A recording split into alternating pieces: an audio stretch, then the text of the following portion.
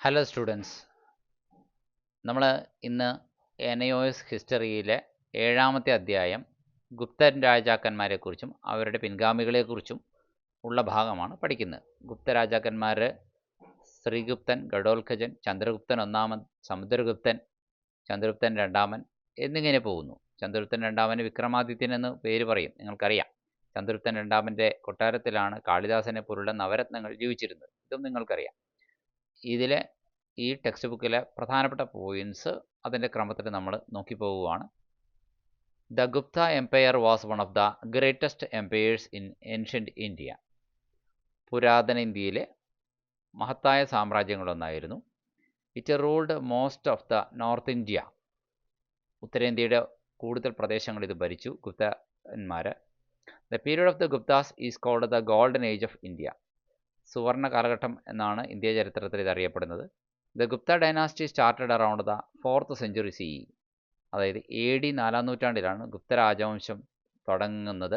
ശ്രീഗുപ്തനായിരുന്നു founder. അതിനുശേഷം ഗഡോൽഖജനായിരുന്നു next ruler. Chandraguptan first ആയിരുന്നു ഫസ്റ്റ് പവർഫുൾ ഗുപ്ത റൂളർ.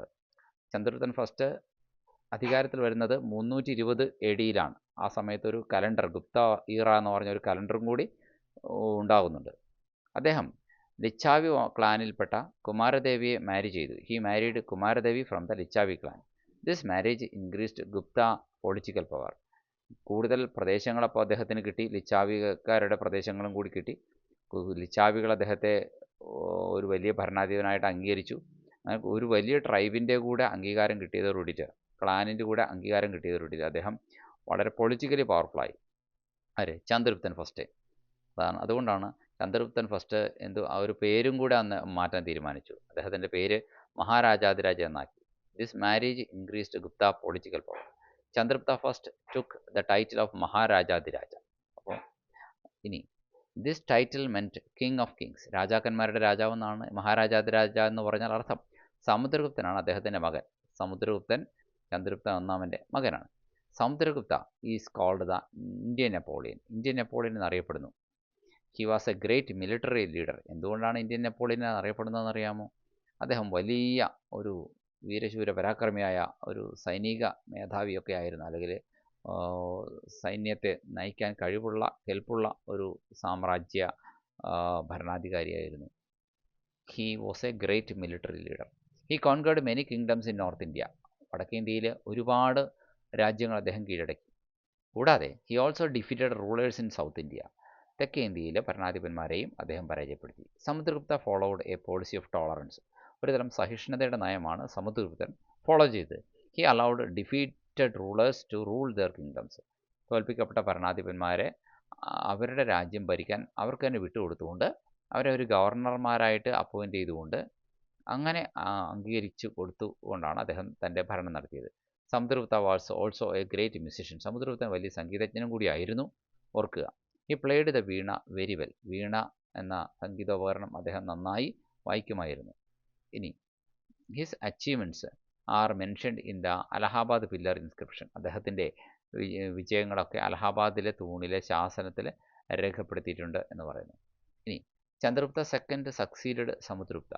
അദ്ദേഹത്തിന് ശേഷം, സമുദ്രഗുപ്തന് ശേഷം അദ്ദേഹത്തിൻ്റെ മകനും തൻ്റെ പിതാവിൻ്റെ പേരാണ് അദ്ദേഹം നൽകിയത്. അതായത് ചന്ദ്രഗുപ്ത സെക്കൻഡ് എന്നാണ് അറിയപ്പെടുന്നത്, Vikramadityan. Chandragupta second was also known as Vikramaditya. He expanded the Gupta empire further. Gupta സാമ്രാജ്യത്തെ കുറച്ചുകൂടി വിപുലപ്പെടുത്താൻ വിക്രമാദിത്യൻ എന്ന് പറയുന്ന ചന്ദ്രഗുപ്തൻ രണ്ടാമന് കഴിഞ്ഞു. He defeated the Shakas of western India. പടിഞ്ഞാറൻ ഇന്ത്യയിലെ ശാകന്മാരെ അദ്ദേഹം പരാജയപ്പെടുത്തി. This victory improved trade and commerce. ഈ വിജയം വ്യാപാരത്തിൻ്റെയും വാണിജ്യത്തിൻ്റെയും വികാസത്തിന് കാരണമായി. ആ കാലത്ത് ഒരു സുപ്രധാന നഗരിയായിരുന്നു ഉജ്ജയിൻ. ഉജ്ജയിനി ഒരു പ്രധാനപ്പെട്ട നഗരമായി വളർന്നു. Chandragupta second was a patron of art and learning. കലയുടെയും അറിവിൻ്റെയും ഒക്കെ രക്ഷാധികാരിയായിരുന്നു ചന്ദ്രഗുപ്തൻ രണ്ടാമൻ, അതായത് വിക്രമാദിത്യൻ.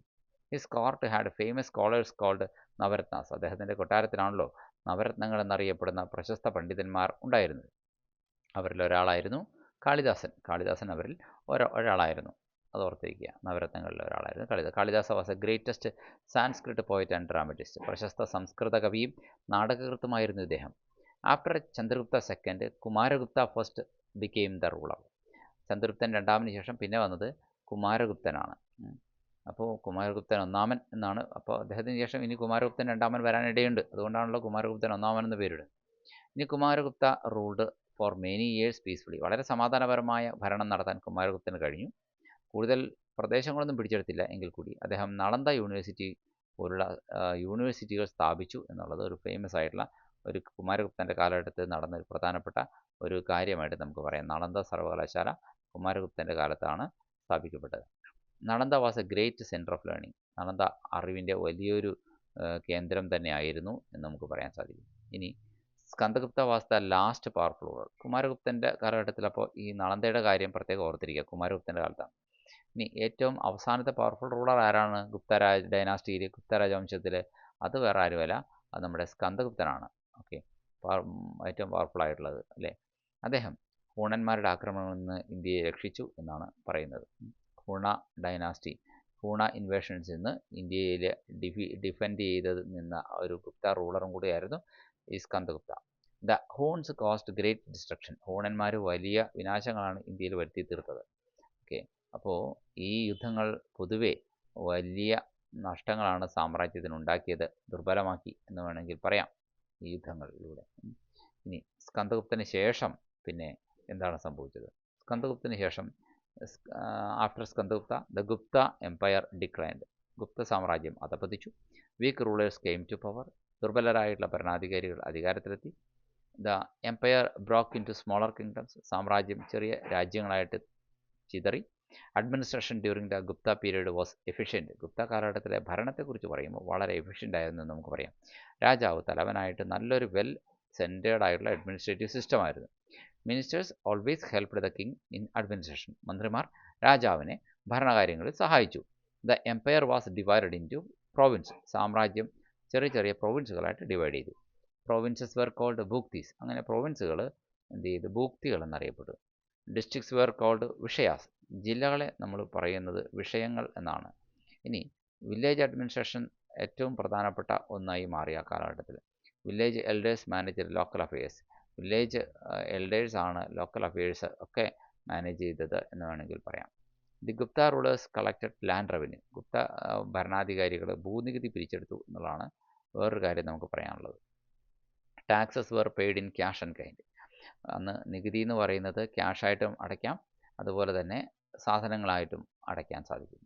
ഇനി trade flourished during the Gupta period. Gupta പീരീഡിൽ ട്രേഡ് നന്നായിട്ട് ഫ്ലറിഷ് ചെയ്തു എന്ന് നമുക്ക് മനസ്സിലാക്കാൻ സാധിക്കും.